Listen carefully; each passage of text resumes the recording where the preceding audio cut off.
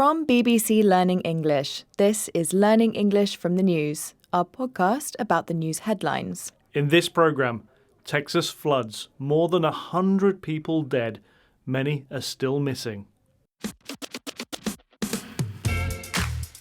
Hello, I'm Georgie. And I'm Phil.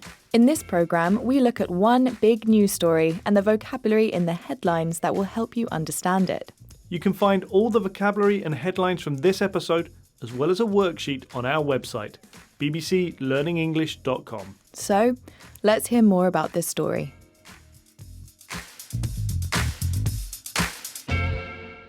Flash floods hit central Texas in the USA on Thursday night and Friday morning. More than 100 people have died in the floods, and many are still missing. A flash flood is a very sudden, very fast flood of lower grounds, usually because of very heavy rain. Victims include 27 girls and staff from Camp Mystic, a Christian all-girls summer camp. Camp Mystic said in a statement on Monday, "Our hearts are broken alongside our families that are enduring this unimaginable tragedy." Let's have our first headline. This one is from The Independent in the UK. Unimaginable tragedy. Texas camp speaks out after 27 campers and counsellors die in flooding. That headline again. Unimaginable tragedy. Texas camp speaks out after 27 campers and counsellors die in flooding. And that's from The Independent. So this headline is about Camp Mystic, which, as we said, was very badly affected by the floods. In this headline, the camp speaks out, which is the phrasal verb we're going to look at. You know the verb speak, another word for talk, but the phrasal verb speak out has a more specific meaning. Yes, it does. It means to speak publicly about something important and serious. When someone speaks out, it can have this idea that they're breaking their silence to officially address the public, in this case, after a shocking event. Speak out can be used on its own, like in the headline, Texas camp speaks out, but it can also be followed by on or about. So, another example, many of the factory employees spoke out about the poor working conditions.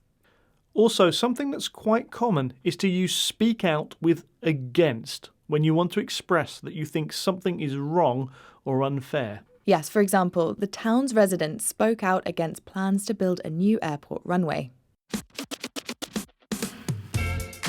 We had speak out, that speak publicly about something important.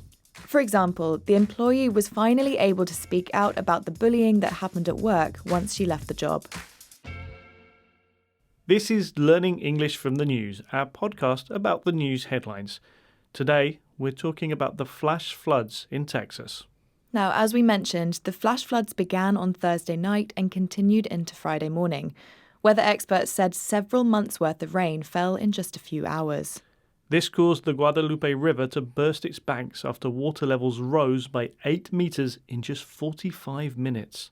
There had been several flood warnings, with some residents receiving them via text message, although some residents told the New York Times they did not understand the seriousness of them. And our next headline is about this. This one is from Sky News. Why did deadly Texas floods catch people by surprise? That headline again, why did deadly Texas floods catch people by surprise? And that was from Sky News. So this time we're looking at the phrase catch someone by surprise. Now we know the word surprise. A surprise, the noun, is something that is unexpected. The floods were a surprise for many people. Right, and if something catches you by surprise, it means something has happened that you weren't expecting or prepared for. So, in the headline, the floods caught people by surprise because even though there were warnings, many didn't realise how serious the floods would be. Now, obviously the flooding is a very serious context, but catch someone by surprise can be used in lots of situations. For example, my friend's engagement caught me by surprise. They haven't been together very long.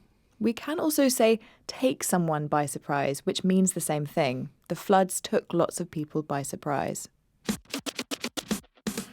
We had catch someone by surprise, happen unexpectedly. For example, news of the hospital's closure caught everyone by surprise. No one knew they were having financial difficulties. This is Learning English from the News, our podcast about the news headlines. Today, we're talking about the flash floods in Texas. Before the floods in Texas, there had been concerns over budget cuts to the government agency that operates the National Weather Service. Now, some people are suggesting that these cuts may have negatively impacted the National Weather Service's ability to properly predict the floods and raise the alarm. But White House Press Secretary Caroline Leavitt rejected attempts to blame President Trump. Let's have our next headline. Trump faces scrutiny over climate funding cuts amid Texas floods. And that's from Al Jazeera. And that headline again. Trump faces scrutiny over climate funding cuts amid Texas floods. And that's from Al Jazeera. So this headline is about the criticisms of Trump's government over the budget cuts. Let's look at this phrase, face scrutiny. What can you tell us? Well, let's break it down. The noun scrutiny means a close and critical examination of something. And when face is a verb, it means to deal with or experience. So, if Trump faces scrutiny over climate funding cuts, it means he's experiencing a close and critical examination of his decision to make these cuts.